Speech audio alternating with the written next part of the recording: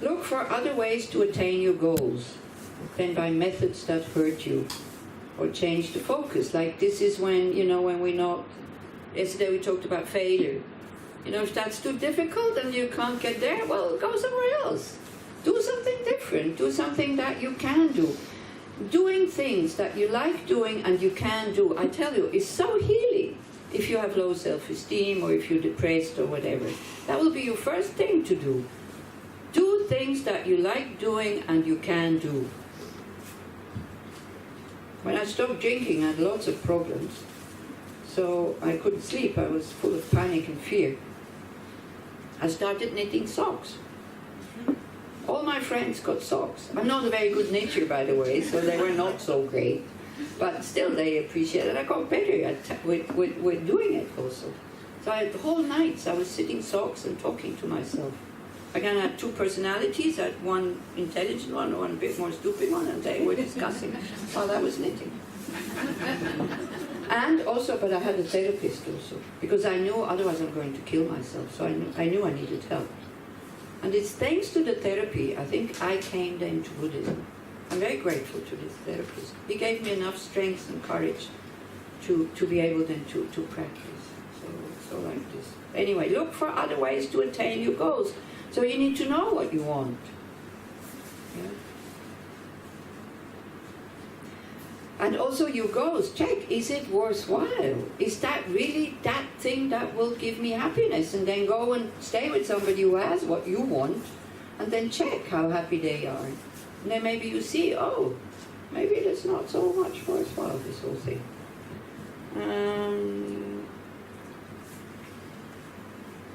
Now that's another one. It's like, that's a good point. This is maybe for the people who are a bit like this. A life well lived is the best revenge. If you want to hurt the other person, then be happy. That's the best revenge. The one who hurt you. If you show him, didn't do anything, that's, then you take revenge on him. Instead of focusing on wounded feelings and thereby giving the person power over you. Learn to look for love, beauty, and kindness in your vicinity, around you. It's always there. And especially also inside here. Amend the grievance story, and then this one is very important. Remind yourself of the heroic choice to forgive. It's a choice. You do have a choice. But you need to work at it, that's the thing. And it's heroic to forgive. You need to have courage. Because you let go of the power over the other person. So that's the thing. Other things you can do is like non-judgmental awareness of what happened. You just look at it like as if it would have been a movie. Reframing the whole thing. And development of opposite mental states, like for example the four immeasurables, what we did yesterday. May all beings be happy, free from suffering, the joy that we all have Buddha potential, or all our minds are clear, and equanimity. Yeah. Life is a dynamic process, but then when these things happen, we freeze them into one moment, and then the door is closed for the relation or the relationship or for the friendship to continue, or for another relationship to start.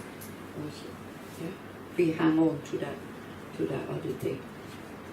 So, four immeasurables are really like a very good immune system for your mind. Because so how you can also how you can develop that, or how can you have interest in that, is when you need to develop awareness, and this is essential. To be able to recognize what's happening in your mind. Not like the awareness of now I'm opening the door, now I'm sitting down, now I'm going to the toilet, now I lift my foot, now I'm not making fun of this, it's good also, yeah? But it's the awareness of what is going on inside. That is what is being developed, not what the body is doing only, okay? So that is the first step, and for that you need a group, but you need meditation, you need practice. Alone it's too difficult. Yeah. So sometimes, these groups are a bit far away. What to do? Sometimes you dislike members in the group. then you don't go. Because you think the group should be as you like it to be. No. I mean, again, the more desperate you are to work with your mind, the easier it is for you to find a group. But if you are very fussy, they don't have to write biscuits.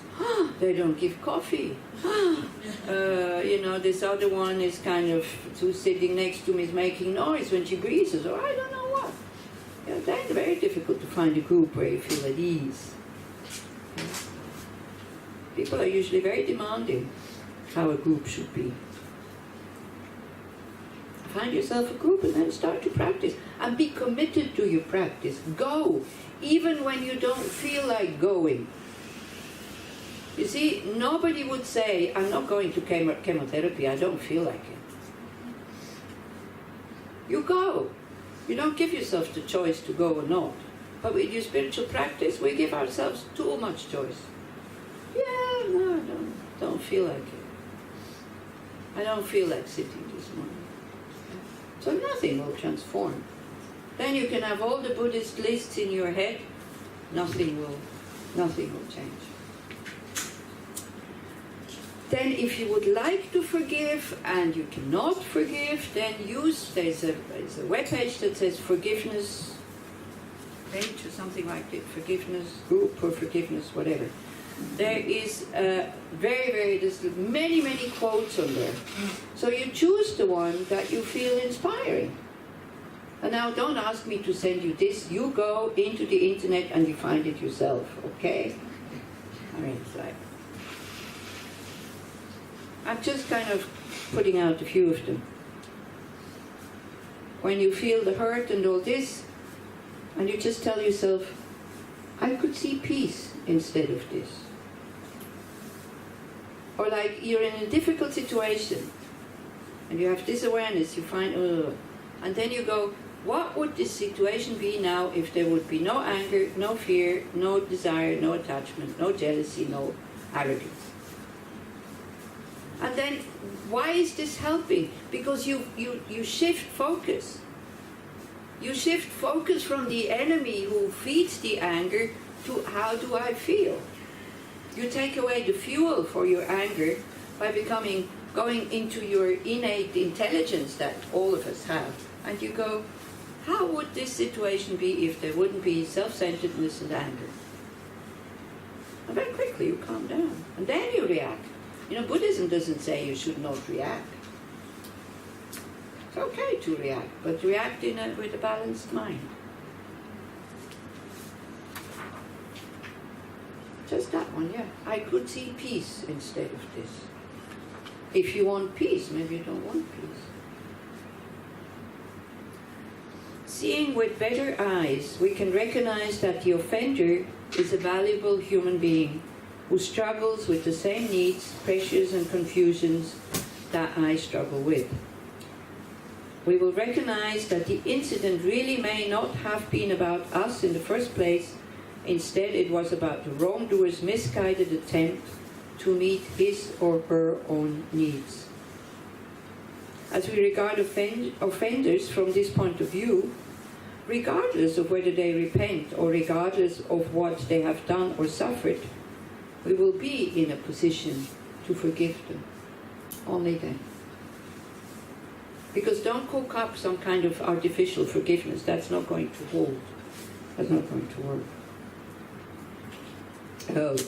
The ineffable joy of forgiving and being forgiven forms an ecstasy that might well arouse the envy of the gods. Nice. Oh? That even gods would be envious at us when we feel that rush of finally being able to let go. It's not wow. It's very quiet. But it's very spacious. I don't know if anybody has experienced it. When the chain of not being able to let go goes, that feeling even gods could be envious about. So that must be at least a Hindu or a Buddhist, because they're not talking about the creator God. They're talking about the God generals.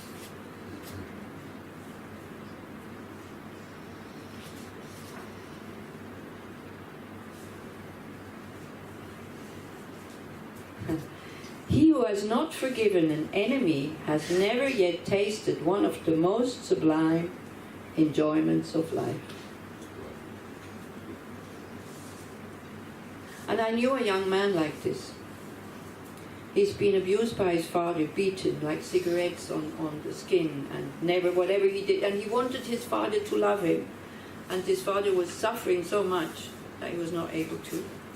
And he suffered a lot. I mean, you can see it on his body. And you can imagine what it feels for a child, like mentally, to be in such an environment. And the mother was not able to help him. So he went into therapy. And he also started Buddhism, both at the same time. And he said, with both together, he said, Buddhism alone could not have done it for me. But with the help of the therapist who was able to catch me when I was bursting the bubbles of not wanting to see what was really happening, when I was really addressing the pain, you need somebody there to catch you. Because it's very painful. When we start to admit what really has happened to us. These big things I'm talking about, not the small things. But the big things. And he has forgiven his father. And when he talks about his father, he has this blissful face. He has no contact with his father. But he's able to wish him all the happiness in the world. And he says, I would not exchange that feeling of love I have for my father for anything you would want to give me. It's a living being. Not somebody very exceptional, but very exceptional. There's another story of a man who has lost his son in an attack. Like his son was delivering pizza, and he brought the pizza in Ireland. That guy opened the door and he shot him. Just because he was confused, crazy, full of drugs, whatever. And this father somehow understood in his pain, there's two victims here. My son and the one who shot him. And he started to take care of the one in the prison, as if it would be his son. And like this he could heal. It's possible. It's difficult, but it's possible. The problem is, here sometimes, when you do these things, you're not supported by the people around you. They tell you you're a friar and you're stupid. This is the problem about this friar syndrome. That it doesn't allow you to be kind. It doesn't allow you to go to that space that we all have. That's the biggest problem.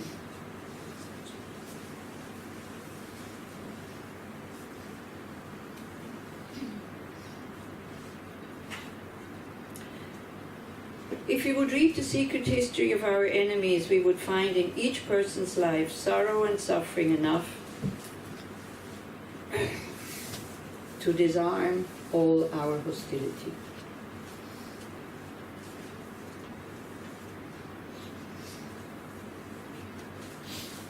Yeah. Martin Luther King. Forgiveness is not an occasional act. It's a permanent attitude.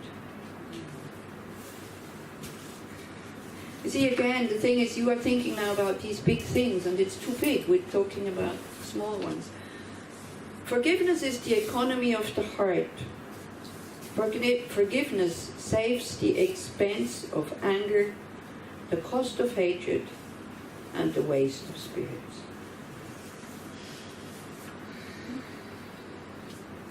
So be a banker, a clever banker, who doesn't invest in the wrong things. We invest in the wrong things. Then we go bankrupt. We become poor, spiritually and mentally.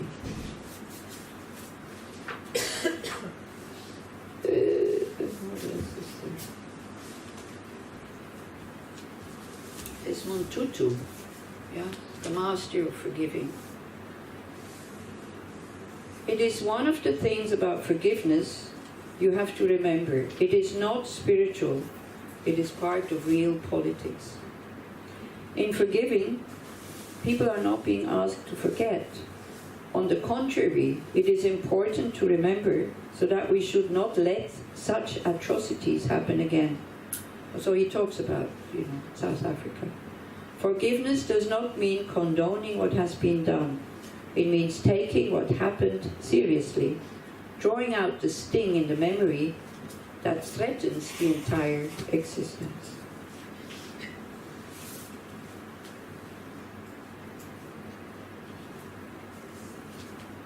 Anybody else has something inspiring to say? Or can we only rely on these famous people here? I don't know where it is, but another one also says, forgiveness brings out the best in you. And wanting revenge brings out the worst in you. And also forgiveness is like the scent of a rose on the heel that just crushed it. Forgiveness is like the scent of a rose on a heel, like on a foot, that has just crushed it. Or forgiveness is like, really forgiving is like, you have a bill, and somebody owes you something, you take the bill, you tear it up, and you burn it, never to be produced again. Because even though we say we forgive, but then when they repeat doing what they did before, we take it up again and again and again and again. So this whole thing about forgiving, be sure that you forgive unconditionally, because otherwise, again, it's very dangerous. Because we also see, we say we forgive, but then you're not allowed to repeat the action. Yeah? Do you see what I mean? I also found something in my notes. I don't know if I brought them. There's a story. There's a story. Okay, yes, please. Thank you. To support me a little bit, my poor voice is really going. There is a story about an American family whose daughter. There is a story about an American family whose daughter, who was 5 years old, was raped and killed by a young man, and he was imprisoned, of course, and sentenced to death. And the family, after 5 years, realized that he is a member of the family. They hate him all the time, breakfast, dinner, supper. So they made this decision to go to prison, get to know him, and then look after him and help him to die in a loving way. Mm-hmm. And they said we did it for ourselves because we were so full of hatred that our life was doomed. Exactly, you do exactly the wrong thing. You want to forget and you want to leave these people. You never want to have these people again in your life. What are you doing? You're schlepping them with you wherever you go. You know, and I also noticed this. I was going to teach an 8 verses course in Switzerland at one point, and at that point we had somebody in the group, or actually in the apartment, that I really had problems with, because she was absolutely only concerned about herself. She was totally not aware of what she was doing. She was only thinking about herself, and it's like, and not showing any signs that she has an awareness of what she is doing. That is what is upsetting, isn't it? And she gets thrown out everywhere she goes because she's so difficult. And I had problems with her, so I moved out. I usually live there, but I said, I can't deal with it, I don't want to hurt her, I'm moving out. So I went to another apartment.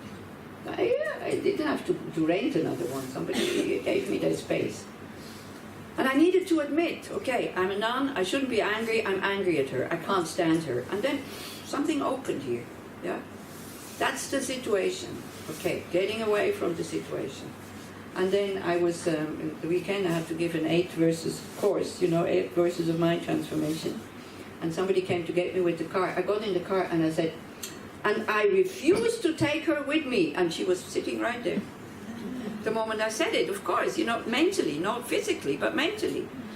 My arrogance saying, I will not think about this situation anymore, because I was kind of thinking about it the whole day, how she upsets me, how she has no respect. And my mind would go, because the apartment belongs to the Sangha. So she would just take envelopes and all this.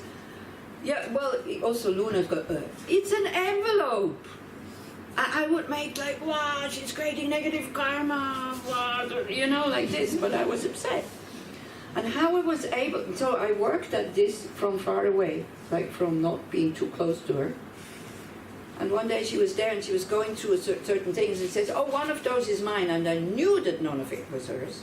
And I said, yeah, just take whatever you need. My aversion towards it was finished. It was gone, as if it had never been there. When I stopped resisting her way of behaving. And then she stopped coming. And she stopped coming. So she must have this karmic urge that can be karmic to upset people. It's not conscious. So that this karma of being thrown out can ripen. So she has this, when she feels now everything is okay, I'm accepted, she didn't come anymore. So it's interesting, but it was interesting to see my process in the whole thing, how I could make of what she did, like a big story out of it. Or she was saying, here we don't have bowls, so she took care of the altar. So she didn't fill the bowls properly, and I said, look, please fill them to the top. She said, yes, I know, but no, I'm doing it like this. Yes. Or she would have, when I was out, she would have the whole space to meditate on her own, the whole apartment to herself. She was living upstairs. She would come down to meditate. So I would be out, I would come home 10 o'clock or 11 o'clock at night, quite tired. 5 minutes after I'm home, she rings the bell. Can I come meditate? So I said, look, I have to make some phone calls because we don't have a door for the gompa and the rest of the thing. She said, oh, you can go to your room. Because I say, I have to make some phone calls. I don't want to disturb your meditation. She said, oh, you can go to your room. So she was a very good teacher. She forced me to let go by appearing again and again and again and again. Until I made the step and said, okay, I move out. And then I could work with it. And now it's fine. She phones me. Oh, I'm afraid, can I come and sleep? Not anymore, but she did when it was. Sometimes she would phone and say, oh, I'm afraid, can I come and sleep at your place? So, yeah, just come, it's fine. She would come a few times, but then since quite 2 years, I haven't seen her anymore. She's not well. She's always discontent and complaining that nobody's nice to her and everybody neglects her and nobody supports her and all this. But if I would say why, do you think she would see it? So there's no point saying it. There's no point saying that.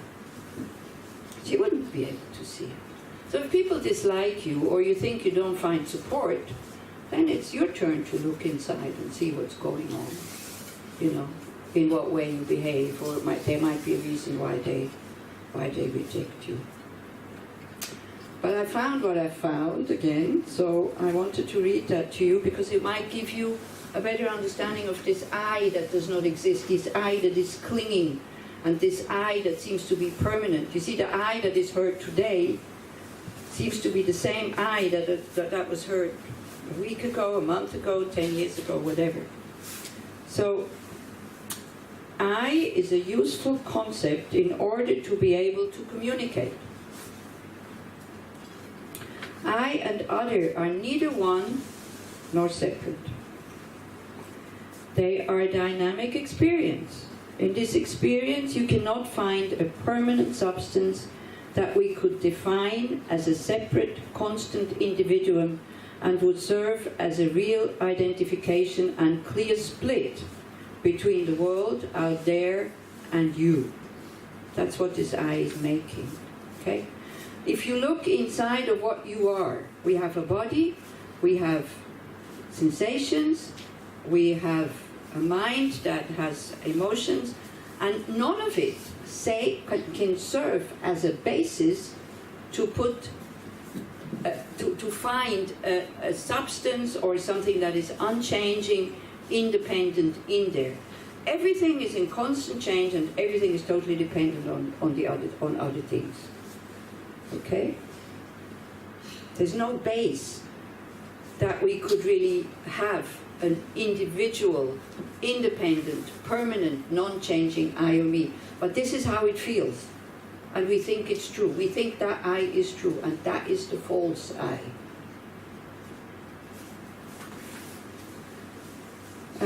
A vital, not graspable flow of experience. This is what we are, without somebody. There's nobody there, which is changing moment by moment by moment by moment. There's nothing that is permanent. Yeah. Where we suspect an individual essence, all we find is open awareness. When we go to look for it, you need to look for it. You need to have this friendly curiosity. Who am I? What is I? What is this? And then with your awareness, you can do that. You go and look for it. You try to find it. But it needs to be friendly and curious, with curiosity, interest. Yeah? So when we do that, where we suspect an individual essence, all we find is open awareness, which is not different from anybody else's. All our open awarenesses, we're all the same. Yeah? Like empty canvas. We do not have to defend this stream of awareness because it is not vulnerable. It is simply open space. The territory of this seeming I is in reality a karmic energy field without an owner.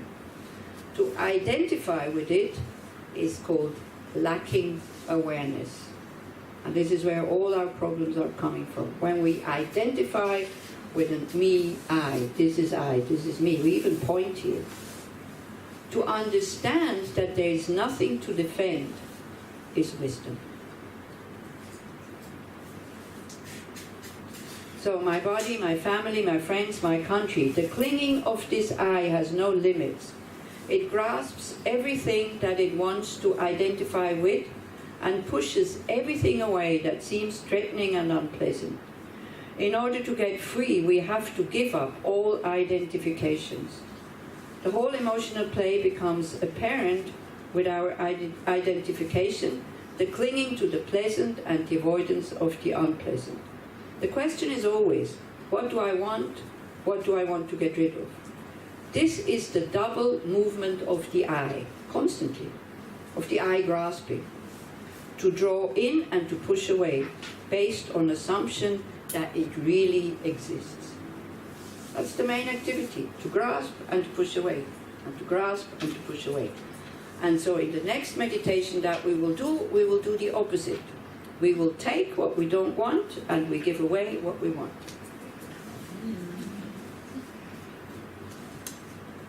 When I first did this meditation in Tel Aviv in somewhere, and then one very young lady came and she was very angry. She said, now I'm not saying that this will make you happy, by the way. I'm just saying we're doing something different. You assume now that it will make you happy, and that's wrong. Yeah? We're just changing our behavior. So she came and she said, how is that supposed to make me happy? Giving away what I want and taking what I don't want. And I said, well, what do you do normally? So she said, I am trying to keep what I like, and I'm trying to protect myself from what I dislike. And I said, and are you happy? She says, no. So I said, well then, might as well try something different. But it will need a little bit more explanation. And what I started to understand why this practice of giving and taking for Westerners is so difficult, because we only take in, we don't give. And we think we have nothing to give. We do not feel this inexhaustible resource that we have of love, compassion, and wisdom. That is our nature. So we don't know how to give. And we take, and then it sits there, and then of course it doesn't work.